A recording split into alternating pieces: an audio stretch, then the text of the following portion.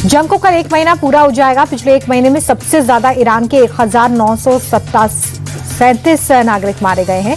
Israel ने Iran के proxy Hezbollah के ठिकानों को टारगेट किया और इसी वजह से लेबनान में 1116 लोग मारे गए। जंग में बाकी अरब देशों के करीब 200 से ज्यादा नागरिकों की मौत हुई है।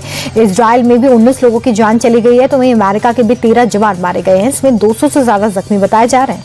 पूरा गल्फ इस वक्त बारूद के ढेर पर बैठा हुआ है। इजरायल ने ईरान को बड़ी धमकी देते हुए कहा है कि इजरायल अब ईरान पर और भी ज्यादा जोरदार हमले करेगा। इजरायल के डिफेंस मिनिस्टर काट्स ने कहा है कि ईरान को सर्विलांस पर हमला न करने की चेतावनी दी गई थी, बावजूद इसके लगातार ईरान टारगेट कर रहा है सर्विलांस को। ऐसे में इजरायल चुप नहीं बैठेगा और ईरान को जवाब देगा। मिडिल ईस्ट में जारी जंग भयंकर होती जा रही है। स्ट्रेट ऑफ हॉर्मुज को पार कर रहे एक टैंकर पर ईरान ने ड्रोन अटैक किया है। हमले के बाद टैंकर में भीषण आग लग गई है। आसमान में काले धुएं का गुब्बार भी देखा गया। खबर है कि कंटेनर शिप पर मार्शल आइलैंड का झंडा लगा हुआ था, जो स्ट्रेट ऑफ हॉर्मुज पार करने की कोशिश में था। युद्ध के बीच ईरान ने अमेरिकी बेस वाले मिडिल ईस्ट के देशों को बड़ी धमकी दी है। ईरान ने चेतावनी देते हुए कहा कि यूएस मिलिट्री बेस के आसपास के इलाकों को जल्द से जल्द खाली करें। जहां भी हमारे दुश्मन है वहां पर मारेंगे। इस बीच ईरान ने कुवैत पर ड्रोन अटैक किया है। कुवैत के मुबारक अल कबीर पोर्ट पर अटैक किया गया। अटैक के बाद पोर्ट पर भीषण आग लग गई। आसमान में धुएं का गुब्बार दिखाई दिया।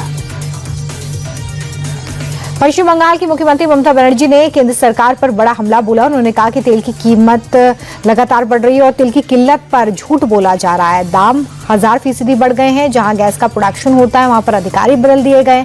इससे सप्लाई चेन भी बाधित हो रही है। ममता ने कहा कि बाहर से आए लोगों को खुश करने के लिए बंगाल की जनता के साथ नाइंसाफी नहीं होनी चाहिए। बंगाल का ईंधन बंगालियों के पास ही रहेगा। देश में तेल की कोई कमी नहीं है। सरकार ने साफ कहा है कि ऑयल कंपनीज के पास अगले 60 दिन की सप्लाई मौजूद है। सिर्फ 6 दिन का ऑयल स्टॉक होने की खबर अफवाह है। देश में 74 दिन की ऑयल रिजर्व की टोटल कैपेसिटी है। भारत 41 देशों से क्रूड ऑयल खरीदता है। भारत की रिफाइनरी 100% कैपेसिटी पर काम कर रही है। पेट्रोल डीजल के लिए पेट्रोल पंपों को रिफाइनरी कंपनीज ने क्रेडिट नोट 1 की जगह बढ़ाकर 3 दिन का कर दिया है। दिल्ली में एलपीजी संकट को लेकर एमसीडी की सदन बैठक में भारी हंगामा हो गया। आपने सिलेंडर्स की किल्लत और जनता की परेशानी का मुद्दा उठाया और प्रदर्शन किया। बैठक के दौरान जैसे ही महापौर ने चर्चा शुरू करने की बात कही, इस दौरान आप पार्षदों ने हाथों में सिंबॉलिक गैस सिलेंडर लेकर प्रदर्शन शुरू कर दिया। आप पार्षद हंगामा करते हुए कहते नजर आए कि महंगाई चरम पर है, गैस सिलेंडर आम आदमी की पहुंच से बाहर हो गया है। तो वहीं सत्ता पक्ष ने इस पूरे हंगामे को ड्रामा बताया। मिडिल ईस्ट में जारी भीषण युद्ध के बीच केंद्र सरकार ने पेट्रोल डीजल को लेकर बड़ा फैसला किया है। मोदी सरकार ने पेट्रोल डीजल पर एक्साइज ड्यूटी घटा दी है।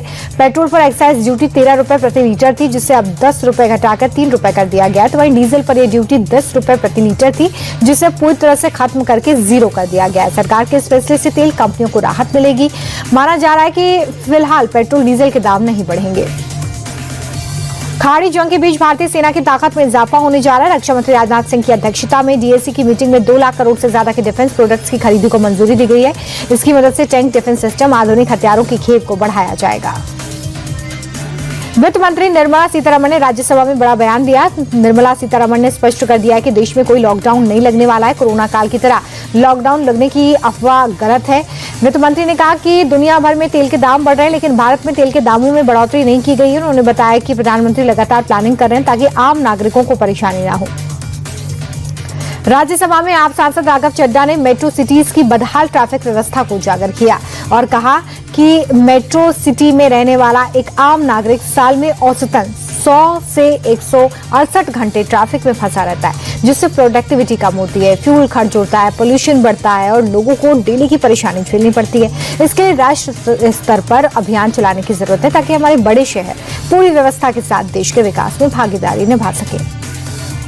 कल अमित शाह असम के दौरे पर आएंगे, जहां वो राजधानी गुवाहाटी में एक लंबा रोड शो भी निकालेंगे। विधानसभा चुनाव के मद्देनजर शाह का दौरा अहम है, क्योंकि इस दौरान वो बीजेपी कार्यकर्ताओं को जीत का मंत्र भी देंगे। अमित शाह का असम दौरा, जिसको लेकर तैयारियां पूरी कर ली गई हैं। कल शाम 4:30 बजे गुवाहाटी के आर्य विद्यापीठ प्ले ग्राउंड में अमित शाह का रोड शो निकाला जाएगा।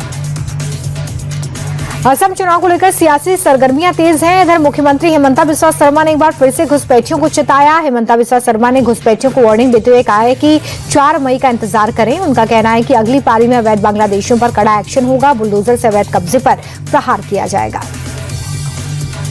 उत्तर प्रदेश में रोड सेफ्टी को लेकर सरकार सख्त है। सोनभद्र में गाड़ियों पर लगे लाउडस्पीकर पर कड़ा एक्शन लिया गया है। गाड़ियों पर लगे 130 हूटर्स को नष्ट किया गया है। प्रशासन का कहना है कि इससे बाकी गाड़ियों का ध्यान डायवर्ट होता है और सड़क पर एक्सीडेंट का खतरा बढ़ता है और इसलिए सड़क पर शोर मचाने वालों पर एक्शन लिया जाएगा।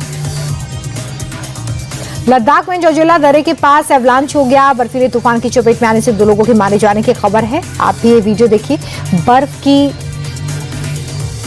बर्फ में फंसी गाड़ी को निकालने के लिए मशक्कत चल रही है।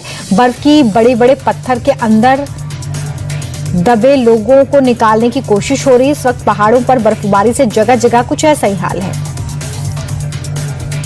मैक्सिको की खाड़ी में तेल रिसाव से 600 किलोमीटर का इलाका प्रदूषित हो गया है। तेल रिसाव से 7 प्राकृतिक रिजर्व्स को भी नुकसान पहुंचा है।